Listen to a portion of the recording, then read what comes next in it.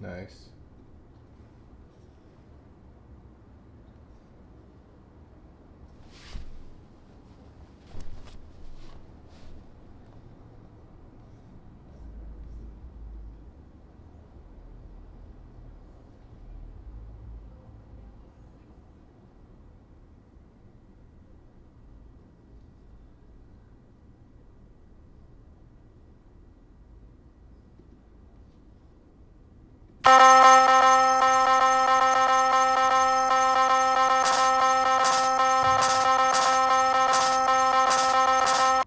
Live from a studio apartment, this is Misinformation.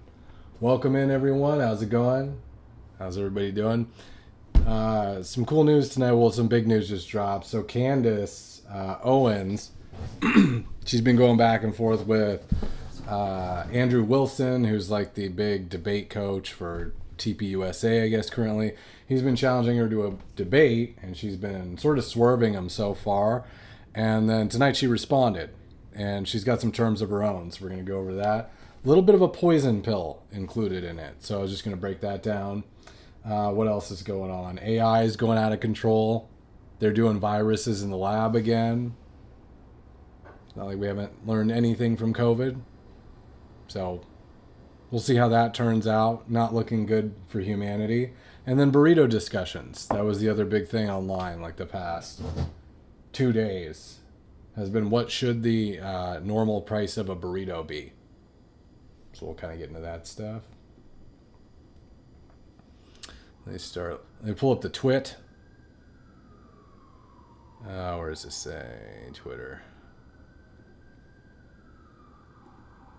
All right, cool. Perfect. So, all right, starting off with Candace. So Candace has been going back and forth with, his name's Andrew Wilson. So I guess who he is, he was on, what's that friggin' podcast? The one where whatever podcast, where they bring all the hot chicks on, and the whole point of it is just to basically debate them. I live on the street where all the ambulances go by the way, so I can barely afford a burrito over here myself. But anyways, he's on the whatever podcast, and they kind of like dunk on hot chicks. So he's a big debater guy. That's his whole thing. And then I guess they recently brought him in to be like a debate coach at Turning Point USA. So he's been speaking out against Candace, a lot of her conspiracy theories, and he's been challenging her to a debate. And his previous debate offer was he was basically offering to pay her $300,000 to debate him on her claims on the Charlie Kirk assassination, okay? She has so far been ignoring this request, but he just recently blew up a little bit because he went on Joe Rogan's show the other day and was talking with Joe Rogan about it. And so she has responded. Here's Candace with her counter offer to Andrew Wilson for his debate. Listen in. Counter offer. He says 300K. Let's make it 500K. Right? I just have the hunch, this feeling, gut instinct that you're maybe being backed by Turning Point USA or their affiliates in this debate request. It's just, you don't strike me as someone that has 300K lying around for conversation. I mean, not with that smoking habit in today's economy, right? And given the fact that Turning Point USA has raised $40 million in one night off of Charlie's blood, literally encasing his bloody microphone at a fundraiser event so that his grieving widow could be captured by the camera standing next to it, I think 500K feels more appropriate. They want to invest in you. You're their guy. Tell them that's what it costs. What's 500K between old friends, right? Also, my second counter offer position point that I'd like you to meet is I'm 7 months pregnant. So if you fancy a debate face to face, you're going to have to travel to me. It's common decency. No time limit in the debates. Don't worry. It will be live. We will bring up any documents or evidence that you mention as a part of this case. We have a team, so you can send links live. We are happy to pause and allow you to search for any evidence that you reference if the team can't find it for some reason. No tricks, as long as you want. Like I said, live, so anybody could see if we were trying to play tricks. As a 2A point here, you're not going to be chain smoking around me, tough guy, okay? You're just going to have to bring yourself and leave your cigs at home. And this is actually, I would say, the most important part for me. This is what has to happen. Third part here. Either Blake Neff or Andrew Colvett or Erica Kirk must publicly claim you first, meaning they must say that they are sending you in to debate on their behalf regarding the Charlie Kirk case. Why would that be the most important stipulation to her? We'll get into that in a second, actually. Okay? No worming away after the fact. They don't get to be, oh, we don't really know this guy, whatever. They're boosting you. You're at the headquarters teaching people how to debate. I gotta tell you, from the outside, it kind of looks like Turning Point USA scraping the bottom of the barrel looking for influencers. And they've now arrived at people who are just amoral, who will lie about what people have said and intentionally misrepresent their positions. Okay, so that's Candace. She replies back to Andrew Wilson. She accepts the debate, but on her terms. So she has some terms that she outlines. The first few are not super consequential. He has to travel to her. He can't smoke in the room, which is kind of funny. He's like a big chain smoker. It makes sense, too. I mean, she is pregnant. I wouldn't want somebody smoking around me or my wife or something like that if she was pregnant. So that all makes sense. But then that last piece, which is interesting, you can almost see a little bit when she goes over the stipulation, you can almost see her reading parts of it off of some type of a prompter. And this is actually, I would say, the most important. So she's looking off to the left over there. Part for me. This is what has to happen. Third part. Looking again. Here. Either Blake Neff or Andrew Colvett or Erica Kirk must publicly claim you first, meaning they must say that they are sending you in to debate on their behalf. Looking to the left, as if she's reading a prepared, very specific statement, okay? Regarding the Charlie Kirk case. I think the reason that she's doing that is because this last stipulation is actually a poison pill.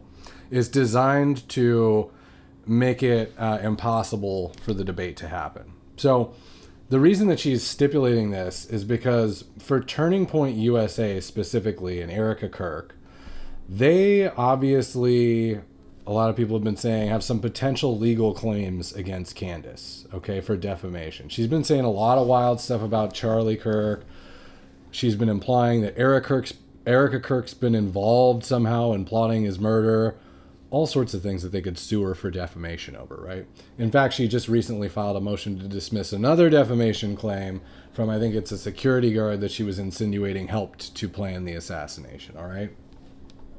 So she's in a lot of potential legal trouble because of the claims that she's been making, which many people would consider to be wild, really, really unsubstantiated stretch claims, okay?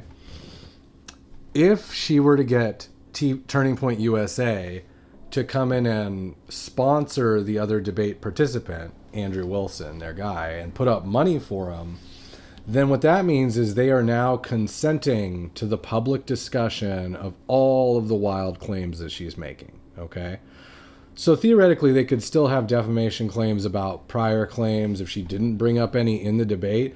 But if they did this whole debate and TPUSA backed the other debate participant, then later when they went to go sue her in court, if they decided to move forward with some defamation claims, she could come back and say, hey, they consented to discussing these claims. There's actually a defense for defamation called consent, I believe. So she could come back in court and make the case, hey, look, Your Honor, we were debating these claims. They actually paid a debate participant. They were aware of the risks. So it would completely negate or really weaken any of the defamation claims that they have against her.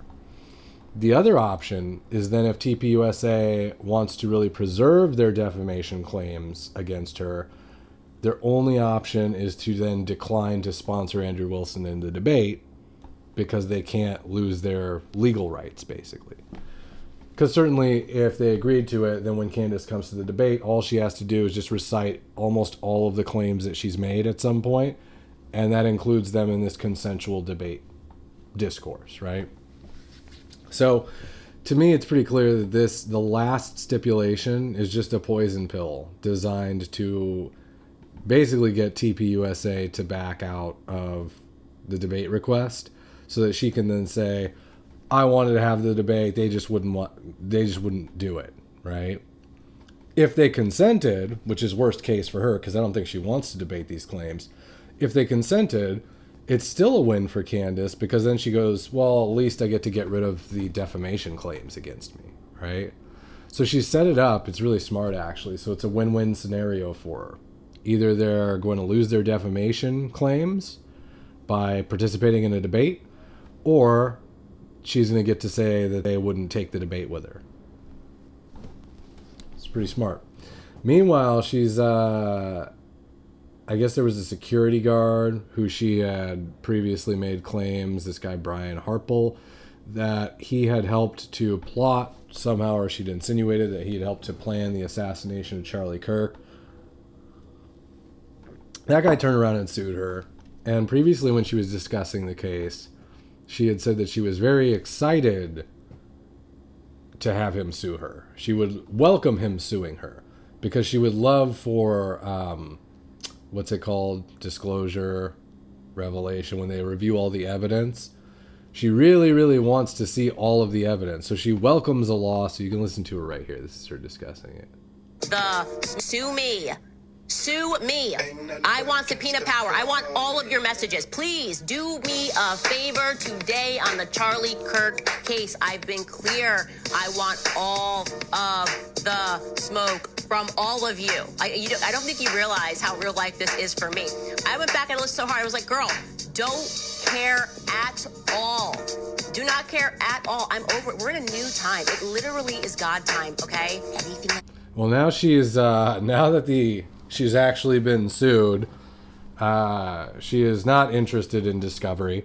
She would rather try to dismiss the case. So she's filed a motion to dismiss the lawsuit. Seems that she's not so excited about discovery when there's an actual lawsuit brought against her. This is the second time, if you're counting, that she has been sued over some claims that she's made for defamation. It's the second time that she has filed a motion to dismiss the case rather than move forward with it, if you're counting. Okay. I think I'm going to call her, where's Candace? Let's find a good picture of her. I think I'm going to call her retarded Oprah. I think that's my, or BPD Oprah, one of those two. Because it looks a lot to me like she has that kind of drive to be like as big as like an Oprah figure, you know. And she's black. That's the other reason I say it. Successful black podcaster. But retarded also. I know a lot of people like her. She's very talented. She's good at what she does. What she does, in my opinion, is she hosts a murder mystery show. It's not really a news show. It's a fan fiction murder mystery show, and she's very, very good at it. If you think about it, she's really, like, if you're in this space, I'm only, like, kind of in this space, by the way, but if you're in this space, it's been really hard recently doing, like, political podcasting. There just hasn't been a lot of news. There hasn't been a lot of engagement with people, like, in political stories recently over, like, the last, like, 5-6 months. She's been like the only successful person who's just drawing huge views in this political space. And it makes sense because all of her shit's made up. It's just all literal like embellishment of reality. It's not real, but it's fun. So if you're into murder mysteries, I think that's why she draws like a huge female audience as well. What do chicks like? Murder mysteries. Best murder mystery show ever. It's like a real life one. So that's her. Speaking about chicks and guys and stuff. Here's some dating stuff. This was the account Holistic Baddie today on Twitter. I think this was today. Says, I swear nice guy syndrome is a real thing. My friend and I were talking about how we both gone on dates with genuine nice guys, but we just didn't feel any attraction. The weird part is we almost felt guilty for not liking them because they were such good people. Obviously, everyone wants a kind, respectful partner. But sometimes when someone is too nice right away, it can feel like there's no mystery, confidence, or chemistry. Being a good person is essential, but attraction is more complicated than just being nice. What do you guys think? Do nice guys finish last? Do women? Why do women seem to prefer like bad boys over nice guys? Does anyone know? Let's see if anyone's got any ideas. No, you're all nice. I'm a pretty nice guy too, so I have to work on this. A lot of the time when I'm dating, I have to like beat it out of myself. But here's what I think happens is I don't think it's so much actually just a female thing. There were a lot of people online being like, oh, it's evolutionary and girls like this or women like that. I think it's a people thing, which the phenomenon that I see is generally people tend to value things more that seem difficult to get. It's like a weird psychological thing where like they did this study one time where like there was all this jewelry on display in this shop and the shop owner tried to discount the jewelry, but on accident she doubled the prices and all of a sudden it started flying off the shelves at double the price. Why? Because people perceived it being more valuable just because the price had increased. So she thought that lowering the price would sell more jewelry. Turns out she had to increase the perceived value by making it seem harder to get. And that's all I think is literally at play here. At least the most important variable is when you're like a nice guy on a date, you're probably like giving a girl attention. You're probably giving her compliments. If you're super simp, you might be like giving her gifts or something like that, right?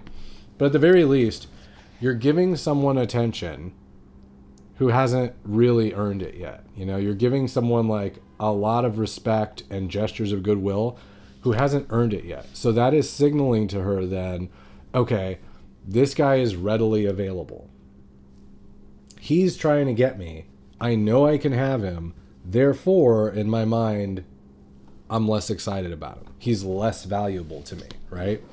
Whereas they seem to go for their bad guys, right? Or like guys who don't treat them as well, right? Well, what is that experience like? A lot of the times it's not like, oh, he's such an asshole or he's so this or that. It's just that the guy doesn't come across as like he's trying a whole bunch to be nice to her, right? So the experience for her is she's trying to figure out whether he likes her or not. Maybe he doesn't really seem interested. Maybe he doesn't seem to like her. Uh-oh. This guy's a little harder to get than the regular guys. He must be more valuable. You see how that works? It's not true. This is an important point to keep in mind. These are like, I mean, I guess that is true to some extent, which is why we believe it, right? Like rare things are typically like more valuable, right? But it's not necessarily always true, right? It's just how people think. So, anyways, if you're a nice guy going out on dates, you don't have to stop being a nice guy at all. You don't have to be an asshole, for sure. You just have to create a little bit more ambiguity as to whether or not you're interested in the girl. You need to be a little bit harder to get. And you can do that just by challenging a girl, teasing her a little bit, making fun of her, you know, not like giving her a bunch of compliments and immediately saying you like her and showing your full hand. That's really all it comes down to a lot of the time is like be a little bit more ambiguous, be more willing to let them go, not as like try hard to get them, and everything's usually fine. I found that's the case for me. Whenever I like really try for somebody, of course what happens? You never get them. They're like, ugh. I actually know like there was this one girl I was recently trying to see and she was like flirting with me super hard. Like we were kind of friends and then she was like really coming on to me like kind of hardcore. Not hardcore, but she was like making it very obvious like she wanted to hook up or something, right? But I knew the second that I like reciprocated and tried to like set something up with her, I knew she was immediately going to peel back and be like, oh, never mind. I didn't want to do it because I knew it. I was like, dude, in this particular situation, it couldn't happen naturally. Like I would have to ask her out. So I ended up doing it. And of course she like peeled back and was like, oh, no, thanks. And I was like, you fucker. But that's how humans work. So, okay.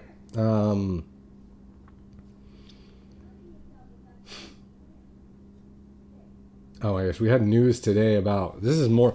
We've just been getting terrible AI news after terrible AI news recently. We had reports. I mean, I guess it's mixed in with good. It's like solving math problems and apparently making us superhuman soon, but also might be killing us. So we just had reports that it was like breaking out of confined test areas that they'd set up for it. We learned today, I think, that actually in advance of breaking out of those test areas, it was plotting its escape on message boards between AIs, which is very disturbing. This is a story from today. It's from Mario Nafal. That's where I saw it. He says, AI just designed a virus from scratch. That's comforting. It says, scientists fed an AI model the genomes of about 2 million bacteriophages, and asked it to design new ones. It did, from scratch, not by copying nature, which is number one crazy thing. Like, it didn't actually, like, somehow it didn't copy viruses. It just, like, engineered brand new viruses, which is already terrifying, right? This is the worst part, though. It goes on to say, of 285 designs synthesized in the lab, 16 actually came alive and infected E. coli. Some killed bacteria faster than the natural viruses they were modeled on. One even solved a packaging trick that human engineers had tried and failed to pull off. That's so cool. Wait, did you just say you actually built the viruses in a lab? I mean, why are we still doing this? Shouldn't this be, like, obviously illegal to do? How is the human race consenting to scientists just messing around generating new AI viruses? Now, supposedly the whole deal was they were messing with viruses that could only affect animals that aren't humans, like it couldn't infect humans. So that's why they were authorized to do it. But if it's engineering packaging tricks that can get it into all sorts of stuff humans can't think of, I wouldn't be too shocked if it could work in humans. I'm pretty sure AI could figure that out. It just seems like such a terrible idea to try to control microscopic viruses that you can't see or really control for it all. It's not like we just had, like, 6 years ago a world-changing pandemic that brought down the global economy and made everybody stay in their studio apartment for 9 months. Not like that recently happened.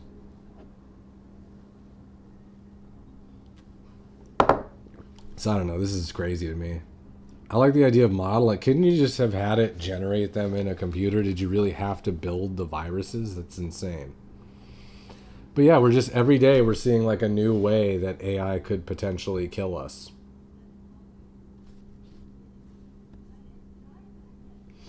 What else we got?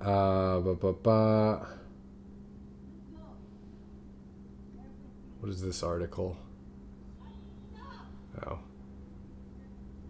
This was just somebody commenting on that you should never write with AI, because they say the problem with writing with AI is that it's mentally enfeebling. What uniquely does writing do? It compels thinking in ways that silent contemplation or spoken language rarely can. I agree with this sentiment, and I would extend it to the idea that AI is going to eventually just generally outsource all of our thinking, which is also a really depressing thought. But it just, I mean, you see this happening online already, where just like half of the posts on X now are just clearly AI generated without like any thought. They're just AI spitting out stuff for people. And the people who post it are just like, yeah, all my thoughts. And it's like, no, that's not your thoughts at all. You just had a little program spit out some jargon, you know? But the more you do stuff like that, the more you start to rely on that technology. And I just feel like we're going to get to a point where we really don't have any use for thinking, right? If AI is better at writing and thinking than you are, then why do you need to think anymore? And I think as we have future generations, unless we somehow like merge with the AI, I think within like 2 to 3 generations, maybe sooner, people just, it's going to be like that movie Idiocracy where everyone gets like surprisingly dumber until they're just all mentally disabled. I think that's what'll happen. It's just literally your brain will shrink from lack of use because you don't really need to use it to survive anymore. That's really the only reason you use it right now anyways. That and to try to have sex. Survival and replication. So I think there is a possibility AI just will completely replace us, and we're building a replacement.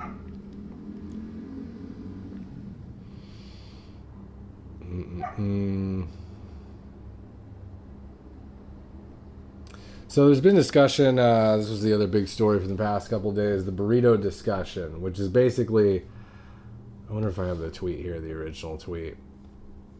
Well, there's this guy online, and he was talking about, I think he's like a conservative pundit or something, but he was saying that in response to like people saying that food prices are too high, he was suggesting that people just, like younger generations, eat out too much, and he was like, oh, I made a burritos for my whole family of 8 for $20.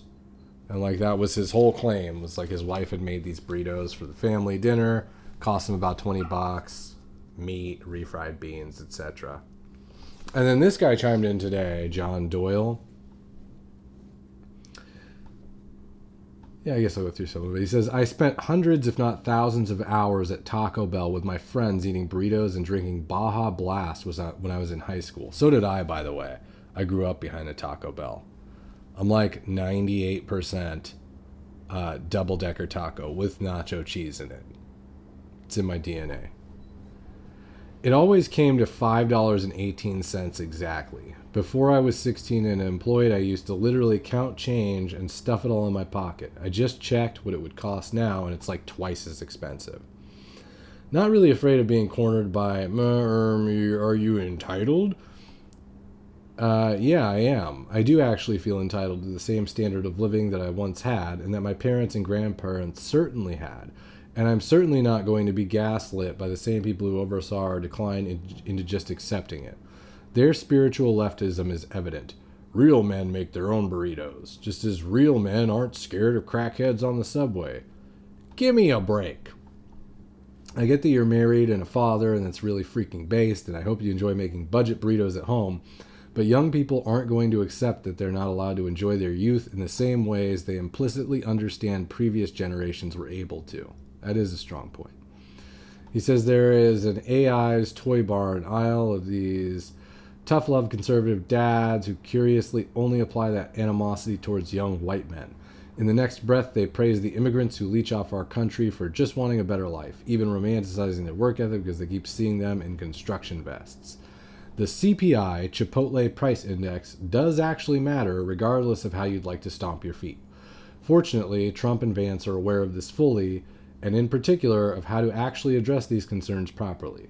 But neocons want to spoil it for one last chance to really stick it to the young people who hate them for failing to stop literally any of our problems.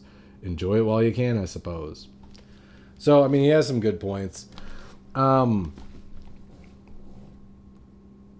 have a unique view on this. Probably not the best one. I just know I'm a psycho person, but I meal prep all of my foods at home. So I'm probably not the best person to talk about this because the type of meal preps that I do, probably no one else on earth does. I literally made like a whole ass pie from scratch last weekend, and like meatloaf with some type of crust on it. It was like a beef Wellington meatloaf with garlic confit mashed potatoes and roasted broccoli. Like really good food. I taught myself to cook from like reading cookbooks and stuff like that, you know. Took me a couple of years, but I got the hang of it. To save money. It was to save money and be in shape and lose weight, basically. And so I'll meal prep like all of my food on Sunday night. It's like I eat one meal a day. It's gourmet food. It's really good. But I just have like 7 big meals throughout the week, you know. So I know, like, actually, not to be that guy, like, just cook from home. But actually, if you do cook from home, you can literally make, like, the most if you know how to cook, you can make the most gourmet, good ass food you've ever had in your life. I'm talking like beef Wellingtons, basically meatloafs, but beef Wellington meatloafs, garlic confit mashed potatoes, roasted broccoli with anchovy paste on it, followed by dessert. You can have a cheesecake you made, peach pie, whatever, right? It costs like, with dessert, it's probably like $12 per day. It saves you basically, because I've looked at it before, it's about 75% less than you would pay for like less volume of food actually eating out. You could go eat out every day, but you'll get less food and less good food. And you'll pay more. You get less good food because the restaurants, you know, how do they make a profit? They make a profit by selling mostly the cheap stuff. What's the cheap stuff? It's the carbs. It's the breads, pasta. What's the most expensive thing you always see at restaurants? Vegetables, right? You ever get a side of vegetables swapped in for something? They're like, that'll be $4 extra, you know? So vegetables are expensive at restaurants. You get very little of those. Meat's pretty expensive. You know, you get a decent sized portion of that sometimes, but it's mostly going to be carbs. That's why you get a lot of like sandwiches and, you know, McDonald's and burgers and stuff like that. So you can save a ton of money just learning to cook. But the disadvantage is it is a lot of time. So if you're factoring in the amount of time you spend on it, I mean, there's like one day going out to the grocery store, you're going to burn like 2 hours going around probably to 2 stores because there's a sale here and there's a sale there or whatever. Then you got to like basically burn a whole night cooking or spread it out over the course of the week, right? So that's a good like 4 to 6 hours depending on what you're doing. And then there's cleanup. So after you're done with everything, sometimes you can't even do it the same night. It's just the next night you got to come back and burn another hour like cleaning up the whole kitchen, washing all the dishes, mopping the floor because there's like oil all over and stuff. So it is a pain in the ass. But once if you actually know how to cook, you could cook good, then it's tough to go back to eating out because you're like, dude, you just see what you get and you're like, I could be eating so much better than this for like 25% of the cost. But I understand the point that he's making. I don't know that it is. I always look at these things though when people are like, a burrito used to be at this place used to be $5 back in my day. Now it's double that. It's 10. It's like, yeah, but income has gone up somewhat, right? I've looked into this before. I don't think it's an exact match. I believe just off the top of my head when I looked into it before, it was like income had risen with the inflation of goods, but it was something like there was still like a 20% difference in the increases or something. So in other words, like a bagel sandwich today would be like, it's double the cost of what it was back in the day, but it's like actually versus your increase in income, maybe your income's only increased like 80%, right? So you're still losing out a little bit. I think the bigger issue is, like a lot of people have been saying, it's not really about the food. I think what really squeezes people are things like the rents. I think rents being out of control and being super high. And then for people that want to try to buy homes, it's like, especially if you want a home in any type of desirable area, if you want to live anywhere near LA or San Diego or any of these places, if you don't want to live like in the middle of the country, I mean, it's like $500,000 to even get a home in a crappy area. In San Diego, it's like $500,000 to find a crap home like on the outskirts of one of the suburbs in the hot parts of San Diego, right? It's crazy. So I do think that you see a lot of people that are struggling paycheck to paycheck, spending most of their money on rent. And then it's a problem that it just seems more of a problem because their budgets are already tight on food now. And the fact that food is probably outpacing the inflation of their incomes by like 20% or so just makes it all the more painful. So it is going to be the big topic probably going into the midterm elections. I do think that the conservatives will lose the midterms, partially because of this, but also partially because I think people, the reason why the public generally always votes out the party in power at the midterms, it's usually a historical trend, is because, again, it's human nature. What's the thing you can probably count on if you poll most people on whether their lives are where they want their lives right now and whether or not they think their lives could be better? Most people, 100% of the time, feel like their lives are difficult and could be better.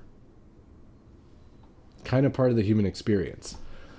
So what's the easiest way to try to get your life to be better? Well, maybe we vote in this entirely different party and they change things, right?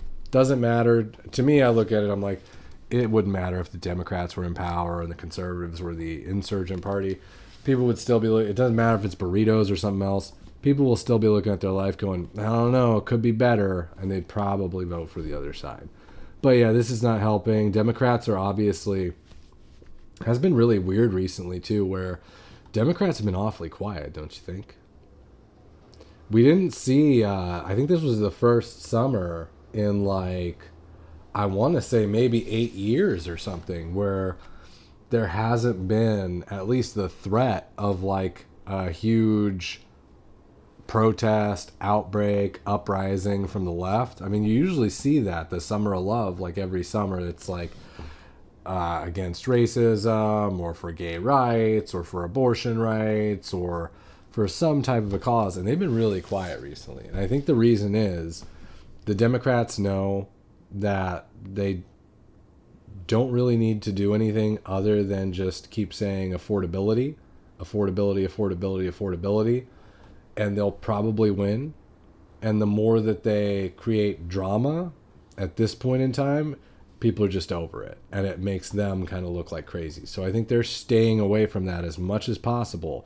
They don't want to be associated with Palestinian flags waving in the streets. They don't want to be associated with protests, none of that. Violence, crime, no thank you. They just want to stress affordability and coast to a victory in the midterms and then take it from there. They don't even want to bring up Trump, really, right? Because once you start doing that, now Trump's arguing back with you, and now he's making points, and now you're forced to defend. They're just kind of staying out of it. And Trump's been quiet, too, which is, I feel like, why the news has been really kind of slow recently. Doesn't it feel like that to you? I mean, usually even when the news is slow, when you have Trump as president, he's just making news. He's just like, we'll say such crazy stuff or do such random stuff that he's just making headlines, right? But he seems to have kind of laid off that recently, where he's not even doing that. I don't know if he's slowing down or if he's trying to stay out of things for the midterms, but he's definitely been a little MIA the past couple of months so far. So, let's see if we want to go over anything else.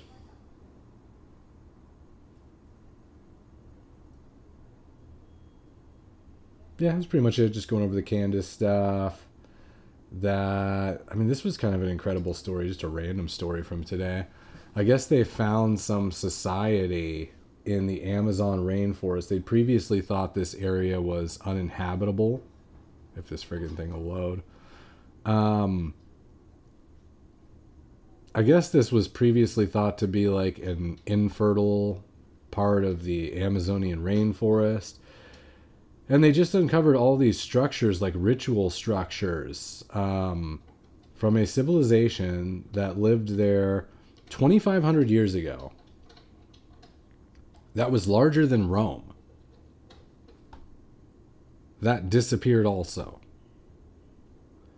It says for decades, archaeologists believed that it couldn't inhabit anybody. Then deforestation started exposing giant circles and squares carved into the ground, and the theories began falling apart. These are the giant circles and squares and structures, okay? Across the full region, they estimate 20,000 of these structures spread over an area roughly the size of Syria. Most belonged to a 2,500-year-old society researchers call the Aquari.